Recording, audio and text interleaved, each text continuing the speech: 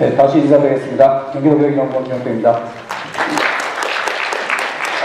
이 연구는 올 연말에 이제 연구 결과가 발표되기 전에 있는 제가 연구한 내용입니다. 그래서 학교 자치를 통해서 오늘날 이제 우리 현재 학교 자치가 어느 수준까지 와 있고 앞으로 어느 수준까지 나아가야 될까, 그런 것에 대해서 말씀드리려고 합니다. 먼저 학교 자치의 현황을 살펴보고요. 그런 5.3의 교육개혁 이후에 그 학교 자치의 어떤 한계를 살펴보고요. 그다음 학교 자치가 한 발 더 나아가기 위해서는 해야 될 조건은 뭘까, 이렇게 세 파트로 나눠서 살펴보겠습니다. 먼저 우리나라에서 학교 자치는 이렇게 여러 가지 이름으로 불리워지고 있습니다. 단위학교 책임교육연제, 차트스쿨, 학교 자율교육 체제, 이것도 경기도에서 얘기하고 있었죠. 다음으로 학교 민주주의도 학교 자치와 관련해서 이야기를 하고 있습니다. 그러나 이러한 용어들은 모두 하나의 용어로 제가 재규명한 데는 단위학교 구성원들이 학교 운영에 대해서 얼마나 구체적으로 참여하고 의사결정 과정에서 관여를 하는가, 여기에 방점이 있다고 생각합니다. 그래서 이게 학교 자치에 관련되는 많은 변인들입니다. 이 변인들은 여러 가지가 있죠. 이 변인들 중에서 제가 중점적으로 연구한 것은요, 이 두 번째와 세 번째 변인입니다. 그러니까 어떤 과정적인 요소, 학교 안에서의 어떤 수익적인 요소보다나 결과적인 요소보다는 이 가정적인 변인, 내생적인 변인, 그리고 가정적에서 학교 안에서 학교 구성원들이 얼마만큼 의사결정에 참여를 하고 그 의사결정을 가지고 실행을 하는가, 이 부분에 제가 중점을 두고 연구를 했습니다.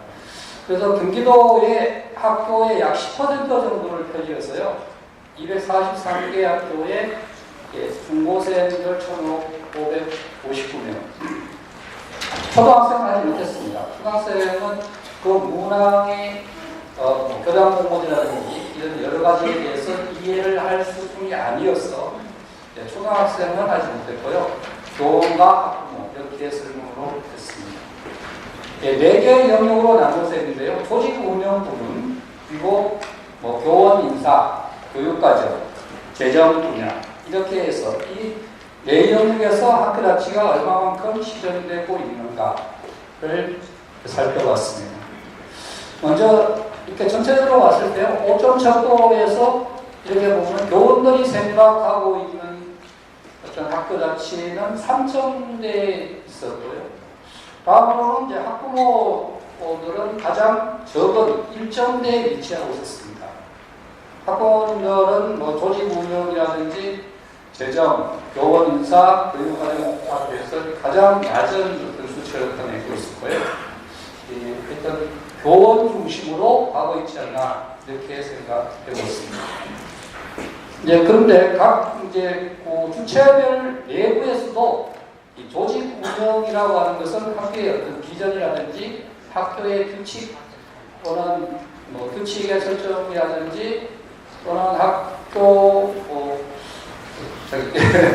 하여튼 여러 가지 학교의 기본적인 어떤 비전 설정이라든지 규칙의 재정 설정 이런 것과 관련된 겁니다.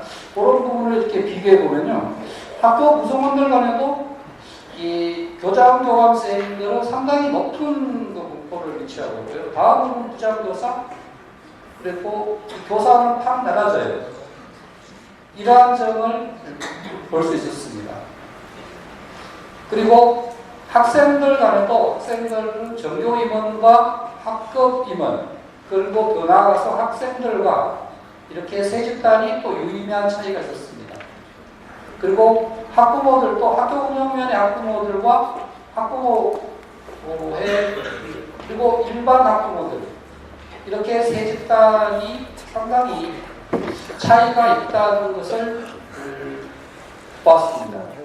이렇게 볼 때 이 통계적으로 유의미한 결과인데, 그렇게 봤을 때 학교에서 교원은 교장교감 중심으로 움직이고 또 학생들은 전교임원이라든지 학급임원 중심으로 움직이고 또 학부모들은 이렇게 학교 운영위원회 학부모들 중심으로 학교의 비전 정책이라든지 규칙 제정이라든지 개정 이러한 문제가 논의되고 결정되고 있지 않나 이렇게 생각됩니다. 다음으로는 교육 3주체별로 학교같이 4개 영역에서 볼 때 이 교원들도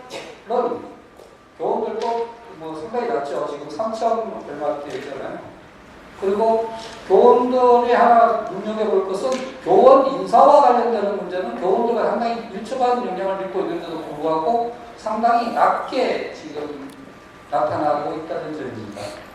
그리고 다음으로는 또 한 가지 눈여겨볼 점은 비교적 교육과정 부분에 있어서는 교원들과 학생들의 참여가 좀 더 많이 일어나고 있다는 것을 볼 수 있습니다. 그 외에 어떤 재정이라든지 이런 분야에는 상당히 이 새 집단 모두가 이 낮은 2점대에서 머무르고 있다는 것을 보았습니다. 다음으로 혁신학교와 혁신공학학교, 일반학교 이렇게 세 집단으로 나눠서 봤는데요. 좀 혁신학교가 조금 교육과정 분야에서 앞서가고 있습니다. 근데 사실은 여기에서 하나 유의해야 될 것은 일반학교는 거의 없잖아요. 대부분 혁신공학학교인데 여기에서 그 설문지에서 체킹을 할 때 그러니까 학부모라든지 또는 교원들이 우리 학교가 혁신공학학교인지 일반학교인지 모르고 체킹을 했다는 거죠. 그러니까 일반학교하고 혁신공학학교가 상당히 섞여져 있다고 데이터를 이해하시면 됩니다. 여하튼 그렇게 혁신학교가 교육과정 분야에 있어서는 상당히 여러모로 앞서가고 있었고 다른 교원 인사라든지 재정 조직 운영 부분에서도 상당히 혁신학교가 나름대로 학교 자치를 이루어가고 있다 이렇게 볼 수 있겠습니다. 이러한 어떤 학교 자치에 대한 현황이 왜 이 상태인가를 볼 때 첫 번째로는 학교 자치에 대한 어떤 형식적인 그런 분배가 이루어지고 있다는 겁니다. 실행권은 학교의 주되 평가라든지 감독권은 이 교육부와 교육청이 가지고 있는 구조였다는 거죠. 그리고 학교의 어떤 제한적인 교육과정 운영권을 허용했지만 결국은 그것도 교육부라든지 어떤 이 교육청에서 장악권을 가지고 했다는 겁니다. 좀 속도를 빨리 하겠습니다. 다음은 이제 신자유주의 교육 정책으로 인해서 이 구성원들 간에 상당히 어떤 경쟁과 효율성에 치우쳐서 성과급이라든지 이런 것에 치중한 나머지 단위학교 구성원 전체의 어떤 집단의 역량을 성숙시키지 못했다는 겁니다. 그래서 단위학교 교사의 질을 전체적인 어떤 구성원 간 협력의 질을 소홀히 했다는 걸 볼 수 있고요. 다음은 이제 학교 운영위원회가 어떤 실질적인 어떤 참여라든지 제도를 확보하지 못했다는 것. 그것은 어떤 학교 자치의 기관 조직이라고 하는 학생 자치라든지 교원 자치회, 학부모 자치회가 의사결정의 수렴과 대표적인 문제가 대두된다고 볼 수 있는 거죠.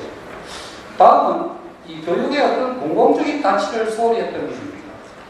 성적 우수자 중심으로 도서관을 이용한다든지 심지어서는 급식을 할 때도 성적 우수자를 이용하는 이러한 어떤 소수 학생을 위한 어떤 제도를 했다는 거고요.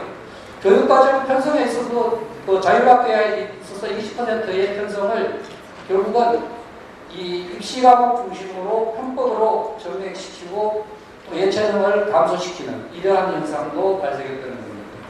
이러한 어떤 공원에서 그래서 그러면 앞으로의 학교 자치를 실현하기 위해서 해야 될 방향은 뭔가 할 때 먼저 4가지의 어떤 전제 조건에 대한 어떤 사회적 합의가 필요하다고 생각합니다. 첫 번째는 무엇을 위한 학교 자치인가 여기에 대해서 아직 개념 설정이 제대로 되어 있지 않다고 봅니다. 다음은 그럼 학교 자치의 주체는 누구인가? 학부모인가? 또는 학생 학부모를 비롯한 어떤 공동체인가? 이 문제. 그리고 학교 자치의 범위는 어디까지 해야 되는가? 학교 운영에서 어디까지 누가 관여해야 되고 또 교원 인사에서 어느까지 누가 관여해야 되는가? 이런 문제요. 그리고 학교 자체의 역량을 향상시키기 위해서 해야 될 일은 뭘까? 이러한 네 가지 문제에 대해서 우리 교육계라든지 사회적인 전반에 사회적 합의가 선행되어야 한다고 봅니다. 네, 다음은요. 이러한 어떤 나름대로의 여러 가지 학교 자치를 좀 더 한 발 더 나아가기 위해서 간접적인 학교 문화의 개선이 시급하다고 봅니다. 그 가운데 특히 첫 번째로는 학교 간접적인 어떤 친목을 강요하는 문화가 있지 않습니까? 이렇게 친목은 법이라 그래서 얘기했는데 그러한 어떤 독재 정권에서 이루어졌던 그러한 어떤 강요와 압박 그것을 위한 수단으로 친목을 강요하는 풍토가 지금도 남아있다고 봅니다. 그래서 교무회의가 토론과 논의의 장이 아니라 침묵하는 장입니다. 그리고 학생들도 지금 미투와 일어나는 원인도 이 침묵이 중요한 원인 중에 하나가 있지 않나 저는 그렇게 보고 있습니다. 다음은 지금 우리가 경기도에서 선제적으로 하고 있는 학교 민주주의 지수 있지 않습니까? 이러한 민주주의 지수는 결국은 가장 중요한 것은 저는 학교 민주주의 지수에 대한 투명성과 개방성이라고 봅니다. 학교 민주주의 지수를 알고 그 학교 민주주의 지수에 대한 어떤 문제점을 학교 구성원 대토론이라든지 이렇게 통해서 그것을 갖다가 개선 방향을 하고 정해야 되는데 아직도 많은 수의 학부모들은 고사하고 선생님들조차에게도 공개가 되지 않고 있는 것으로 파악되고 있습니다. 소수 몇 분만 이 학교 민주주의 지수를 통해 가지고 알고 있다는 거죠. 다음으로 이렇게 학교 삼주체에 대한 어떤 공동체성 구축. 그래서 학교는 이러한 어떤 제도라든지 법이 아니라 구성원과의 어떤 신뢰라든지 협력 이러한 풍토로 나아가야 되는데 이러한 신뢰와 협력을 통해서 어떤 학교 자치의 어떤 기반을 구축하는 이것도 또 하나의 학교 자치에 대한 어떤 주어진 문제가 아닐까 이렇게 생각됩니다. 그리고 교원의 어떤 리더십이라든지요. 그리고 또 한 가지는 이 학교 3주체의 어떤 참여 범위인데요. 연구를 통해서 밝혀진 건데 모든 부분의 4개 파트에서 모든 부분에 다 각 구성원이 심도 있게 참여할 필요는 없다고 생각됩니다. 가령 교육과정과 교원 인사에 있어서는 교원의 전문성이 존중되는 것을 좀 더 권한, 교원 쪽에 좀 더 권한을 많이 주고요. 그리고 조직 운영이라든지 학부모 쪽에서는 재정이라든지 이런 부분에서는 학생과 학부모에게 좀 더 관련성 측면을 권한에 좀 더 권한을 주는 이러한 어떤 운영의 묘미를 살필 필요가 있고요. 초중고로 갈수록 학생들은 이 권한의 범위를 좀 더 넓혀가고요. 그 반대로 학부모들의 권한은 초중고로 갈수록 조금 더 줄여주는 그러한 앞으로의 학교 자치도 생각해볼 필요가 있겠다 생각됩니다. 네, 그리고 단위 학교 예산 편성의 운영에 있어서는 이 교육부와 교육청의 어떤 정책 사업에 대해서 일몰제를 해서 적어도 학교 재정으로 학교 내에서 구성원들이 무엇으로 올 한 해 동안 이 금액으로 우리 학교를 운영할까 이렇게 고민하게끔 만드는 게 필요하다는 제 생각입니다. 그렇지 않고 일방적으로 주어지면은 일방적으로 위에서 내려오는 공문대로 주어지는 건 아주 쉽거든요. 그래서 학교 구성원들이 이 학교 예산과 교육과정과 동반해서 고민하게 하는 그런 게 필요하지 않나 이렇게 생각됩니다. 그래서 학교 혁신의 4가지 전략은 다 아시는 거예요. 그래서 학교 자치의 현재상을 보면 지금 교육부가 저만한 어떤 사각형의 거란을 가지고 밑으로 내려와서 학교 자치를 굉장히 왜소하지 않습니까? 직선형으로 되어 있는데 이것을 보다 오른쪽에 있는 서로의 순환과 서로의 수평적인 관계에서 학교 자치가 이루어지는 이러한 학교 자치의 미래상을 그려봅니다. 그래서 학교 자치도 이제는 지역사회, 교육부, 시군교육청, 시도교육청이 함께 더불어 공존하는 어떤 수직적인 관계가 아니라 공존하는 그러한 체제로 나아가야 되지 않을까 이렇게 생각됩니다. 그래서 이게 참 좋은 캐치프레이즈 아닙니까? 우리 경기교육이 지향하는 행복한 배우로 특별한 희망을 만들어가는 공평한 학습사회, 그리고 학생 중심, 그리고 현장 중심, 여기에 학교 자치가 기여할 거라고 생각합니다. 네, 감사합니다.